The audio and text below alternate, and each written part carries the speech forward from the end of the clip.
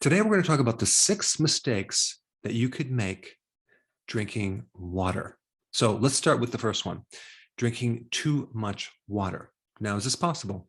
Yes, it is, especially when you force yourself to drink all this water, especially without the electrolytes that help you deal with this extra water. And I know there's a lot of gurus out there that say the most important thing you need to keep drinking a lot of water, right? As that's the absolute most important thing you can do. You should drink a gallon of water a day. Well, that's fine, but are you exercising? Are you sweating? Are you taking electrolytes? Are you taking enough sea salt? What happens when you drink too much water? You can dilute electrolytes, specifically salt. And you can create a condition called hyponatremia, where there's not enough sodium in your blood. And that actually is a form of dehydration. So it is possible that drinking too much water can put you in a situation where you're dehydrated. And I just want to make a point. I'm not against water. You just need to drink the right amount. Hopefully you have the sensation of thirst that can tell you when you're thirsty. Now, on the flip side, if you are prone to kidney stones, you should be drinking at least 2.5 liters of fluid a day, because the kidney stone develops in a super saturated concentration of urine. So if you're drinking enough water, it's almost impossible to develop a stone. And so should we all drink exactly 8 glasses of water a day? It really depends on a lot of variables that I'm going to get into in this video. So the point of number one is just make sure you're not forcing yourself to drink gallons of water, because people have died from the condition called hyponatremia. And I will put that link down below. All right, number two, drinking water too quickly. Now, this is not like a major point, it's a minor point, but when you drink water too fast, sometimes the sodium in your blood doesn't have a chance to help balance this fluid. And that's one of sodium's jobs, is to help balance fluid inside and outside the cell. And so when you're forcing too quickly too much water in your body, that can actually create some swelling, especially if it's a lot of water, because of what happens to sodium. Sodium will start going into the cell too fast, and you'll be deficient outside the cell. So it creates this imbalance situation. So when you drink water, do it at a pace that is not too fast. All right, number three, having this idea that you're getting all your hydration from other fluids like coffee, tea, maybe alcohol, which completely dehydrates you, soda, which is completely dehydrating. And yes, there are certain people out there that think that soda hydrates you. It doesn't. So when you're drinking like coffee and tea, realize that both of those have a mild diuretic effect. So they can be pushing fluid out of your body and not necessarily hydrating you. And also, if you're on a diuretic on top of that, and you're pushing all this fluid out of your body, it can make you very dehydrated. And so what you drink is a factor to look at. And there's other variables to look at as well. What is the temperature outside? If you're living in an environment that's very hot, you're probably going to need more fluid.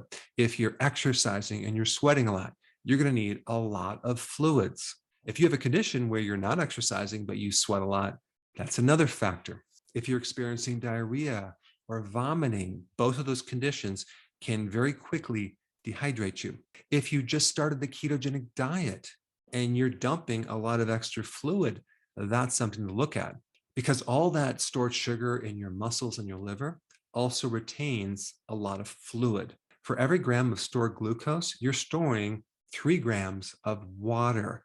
So when you're on a high carb diet, you're basically a fluid-filled sponge. And when you start reducing your carbs, that fluid just starts coming out. And so if you're not taking the right electrolytes with enough fluid, you can potentially become dehydrated, especially when you start keto. Now, another factor that I want to bring up that a lot of people don't consider is if you're consuming a lot of potassium, as in an electrolyte drink with a lot of potassium.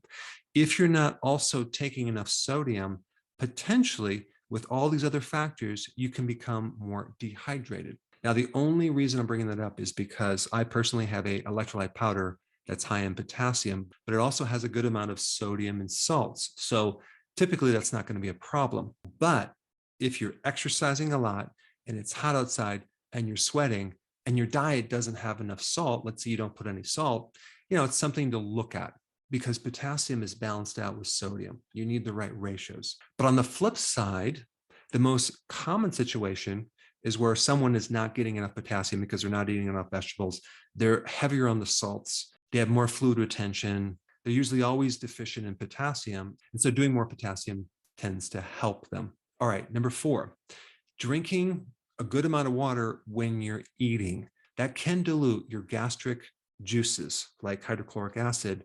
And if you already have a weakness within this area, you don't have enough stomach acid, or it's not acid enough, which is very common, especially if you're over the age of 45, drinking more water with your meals will dilute your ability to digest, especially protein, and you may end up with GERD or acid reflux. So I always recommend, if you're going to drink with a meal, just don't overdo it. It's better if you drink maybe a half hour before the meal or a half hour later. But I don't want to make this a really big point. If you are thirsty in a meal, go ahead and drink. But the point is, if you're already deficient in the gastric juices, drinking more water will weaken your stomach's ability to digest protein. All right, number 5, drinking extremely cold water in large amounts can inhibit the vagus nerve. Now, this is a minor point. This is not a big point. Some people can drink a lot of cold water, no problem. But if your digestive system is already weak, let's say you get a lot of bloating or you have a lot of digestive issues and you drink a good amount of ice cold water, that can slow down the vagus nerve, which is responsible for digestion. All right, and number 6, drinking tap water. Now, some people will say that drinking tap water is safe, but they're finding all sorts of things in tap water that are not safe, not to mention the normal chlorine and the fluoride, but also glyphosate, which is the chemical Roundup Ready that is involved with the GMO foods. You have chemicals that affect fertility, hormones, your brain. You have chemicals that are carcinogenic. And on top of that, there's a lot of nano size particles, very small particles of plastics that you're getting when you're drinking tap water. So just get a good filter to filter that out.